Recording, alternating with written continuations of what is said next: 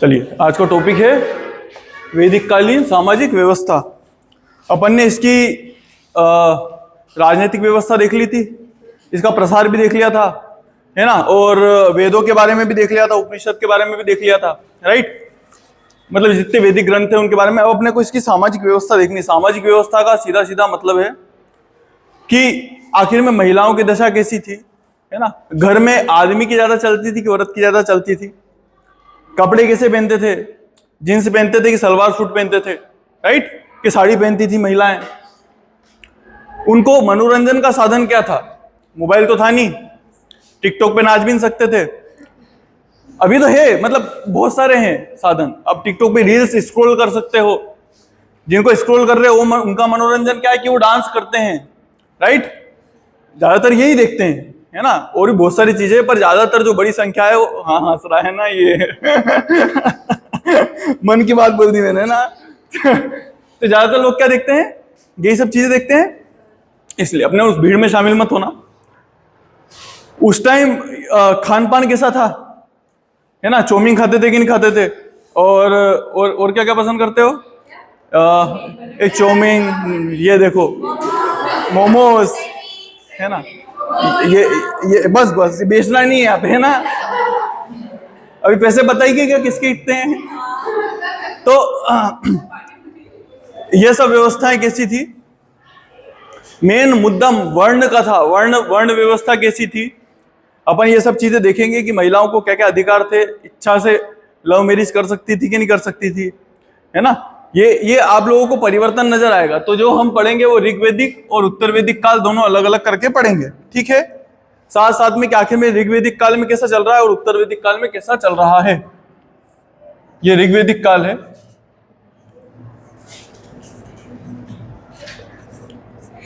इसी को एक और क्या बोलेंगे? पूर्व वैदिक काल, है ना। और ये उत्तर वैदिक काल है।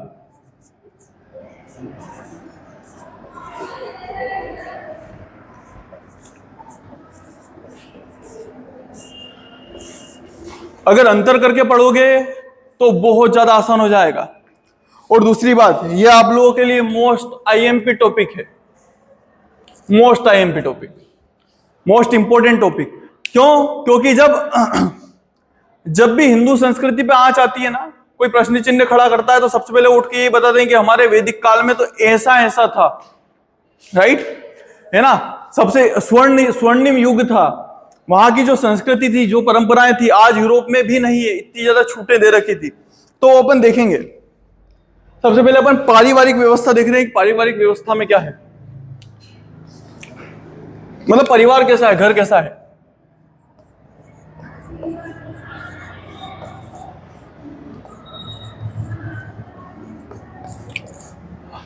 आखिर में घर में लोग रहते कैसे हैं?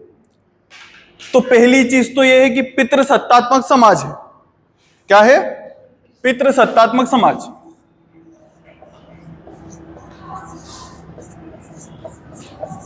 मक समाज है,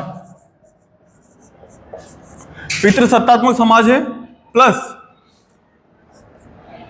4-4 पीढ़ियां साथ में रहती है। और ये सिर्फ 4-4 पीढ़ियां साथ में नहीं रह रही है, महिला और पुरुष के घर वाले भी साथ में हो गए हैं। मतलब अगर दो परिवार साथ में रह रहे हैं, अगर दो परिवार साथ में रह रहे हैं तो क्या होगा कि जैसे दो जनों की शादी हुई, राइट, मेरा मांडा हो गया, तो तुम्हारी जो भाभू, तुम्हारी ये कांग्रेचुलेशंस बोल रही, क्यों नहीं बोल रहे? बुलाया नहीं क्या? अरे आपने इतनी वजह आना अनिवार्य है। 70% से कम उपस्थिति होने सीसी में नंबर काट लूंगा। अरे भाई, मैं ऐसी बना के, मेरी पत्रिका ऐसी बनेगी। देखो, मैं जिस तरह का इंसान हूं ना, मेरे को अच्छे से पता है मेरे सगे कौन है, मेरा अपना चाहने वाले, और मेरे जो नहीं चाहते हैं, जो मेरा अच्छा।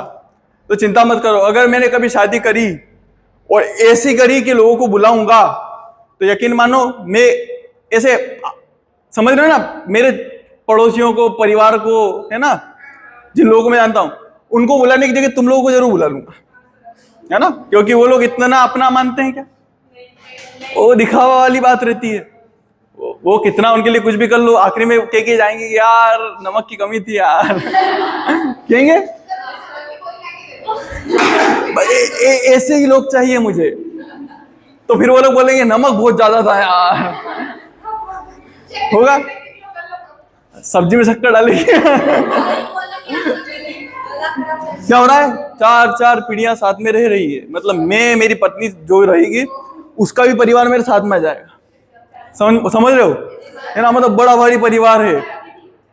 अभी 4 पीढ़ियां बहुत मुश्किल से साथ में रहती है, भारतीय परंपरा में है पर बहुत रेयरली होता है। मेरी इस चीज को लेके बड़ी बहस भी होती है। देखो बहुत सारे लोग ये बोलते हैं कि 4-4, अब क्या हो रहा है कि बच्चे माँ बाप को छोड़ रहे हैं। तो मैं सीधी सी बात बोलता हूं कि पढ़ाना बंद कर दो। अगर तुमको नहीं चाहिए कि वो माँ बाप को छोड़े तो पढ़ाना बिल्कुल बंद कर दो। अरे सीधी सी बात है, अगर आप पढ़ाओगे तो जॉब करेंगे तो बाहर तो जाएंगे। आप क्या चाहते हो कि मतलब उसकी जो पत्नी रहे लड़के की, वो घर में तुम्हारे नौकरानी सरी के काम करती रहे और उसका पति बाहर रहे? ये भी सही है क्या? या लेके ही मत आओ फिर तो पत्नी, लड़के को बाहर काम करने दो, इतना सेटल हो जाने दो कि उसको माँ बाप के साथ में रहने लगे। दूसरी चीज, माँ बाप भी तो जॉब करते हैं, समझ रहे हो ना। अगर मेरे माँ बाप, मम्मी पापा मंदसौर के हैं, मेरे माँ बाप जॉब करते हैं, गवर्नमेंट जॉब में है, ठीक है। अगर मेरी पत्नी जॉब करेगी तो मैं उसकी नौकरी छुड़वा दूंगा क्या यार? फिर तो वो मेरी गुलाम बन के रह जाएगी। तो ये जो व्यवस्था है, इस व्यवस्था में आपको टेकल करना पड़ता है, चीजों को व्यवहारिक रूप से सोचना पड़ता है। हर बार भावुक नहीं हो सकते हो कि आपको रहना ही पड़ेगा फैमिली के साथ में। बस इतनी बात है कि माँ बाप से बढ़ के कुछ नहीं होता है। तो जहां माँ बाप को जरूरत पड़े सब काम छोड़ के पहुंच जाओ। अगर लग रहा हो कि माँ बाप अकेले नहीं रह पा रहे हैं तो माँ बाप को अपने साथ में ले जाओ। पर अगर लग रहा है कि माँ बाप अच्छे से नौकरी कर रहे हैं, है ना, घूम रहे फिर रहे हैं, तो फिर इतना लोड मत पालो कि यार नौकरी छुड़वा रहे हो किसी की, है ना, कि तू तो घर में रह, रोटी बना बस। वो चीजें अच्छी नहीं है, वो व्यवस्थाएं जा चुकी है। तो ऐसे मेरी बहस होती रहती है कुछ बातों को लेके, है ना। जो बहुत सारे लोग बोलते हैं ना कि परिवार खत्म हो रहे वगैरह, तो यार फिर तो वही बात है कि एक आधे को घर में बैठना पड़ेगा, है ना, और घर के आसपास में नौकरी करनी पड़ेगी। सिर्फ खेती के अलावा और कुछ कर नहीं सकते हो आप लोग। नौकरी करोगे तो बाहर तो जाना पड़ेगा, कब ट्रांसफर हो जाए। तो क्या हो रहा है, 4-4 पीढ़ियां साथ में रह रही है। पितृसत्तात्मक समाज है, पापा की बहुत चलती है घर में, पापा की, दादाजी की, आज भी होता है, चलती है। बस वही व्यवस्था है, और इतनी ज्यादा चल रही, अभी इतनी नहीं चलती है जितनी पहले चलती थी। कितनी ज्यादा चल रही है देखना, है ना। तो एक अजीगर्थ है, इसका एक पहला एग्जांपल है कि पापा कितनी चलती है कि अजीगर्थ है। अजीगर्थ है, उनका बेटा था शुनशेष, क्या सॉरी क्या, अच्छा, सर नीचे करना छोरी का, है ना, अच्छी लड़की है, सर नहीं काटना किसी का। उसका पुत्र है शुनशेष।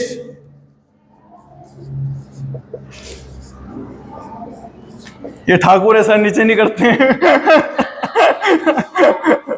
मत करना रे।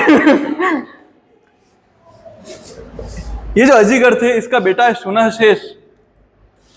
धमाल कर रहा होगा किसी ना किसी काम को लेके, और नहीं भी कर रहा होगा तो इसके पापा ने क्या करा कि 100 गायों के बदले इसको बेच दिया।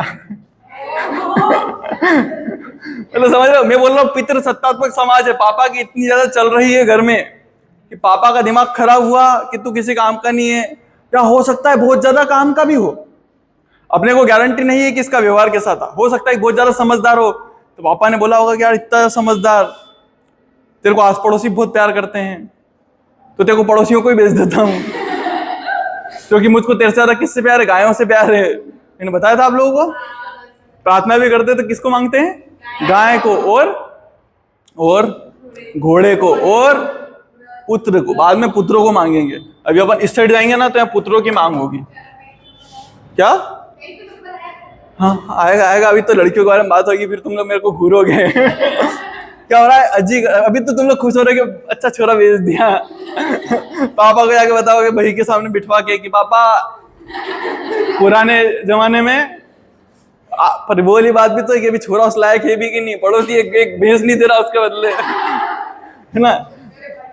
नहीं, मेरी बहनों को पता चलता ना तो डिमांड जरूर लगती कि यार इस आदमी को बेचो यार। तो क्या हो रहा है, 100 गायों के बदले बेचा है। कितनी 100 गायों के बदले बेच रहा है। एक रिजेश्वर है, इसका अगला एग्जांपल है ना,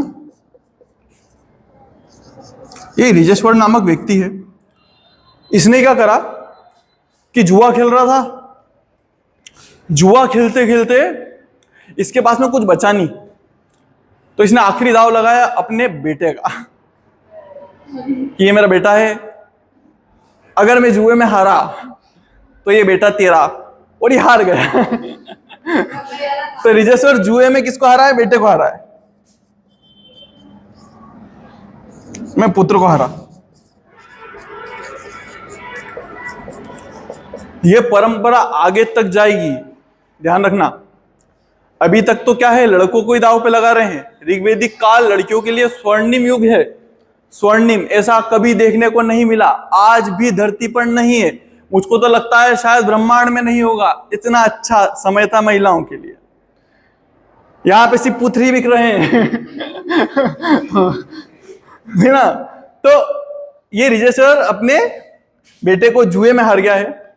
एक और व्यक्ति है विश्वामित्र, नाम सुना है? अच्छा, ये जो जुए में हारने की परंपरा है आगे भी चलेगी, बताओ तो कहां तक चलेगी? है किसी के ध्यान में आ रहा है? द्रौपदी तक चलेगी, जहां पत्नी को जुए में हार जाएंगे पांडव। हाँ, बच्चे को नहीं लगाया होगा। हाँ, उस टाइम पे क्या होगा, उस टाइम भाइयों को भी लगा दिया था। वाह यार, क्या यार, मतलब जुआ खेलना अच्छी चीज नहीं होती यार। देखो यार, मतलब कुछ तो सीख लेते हो तुम लोग इतिहास से यार। ऋषि का नाम विश्वामित्र सुना है? उनके कितने बच्चे थे? 50। कितने बच्चे थे? हाँ, 50 बच्चे। कितने? एक मिनट आता हूं मैं ना।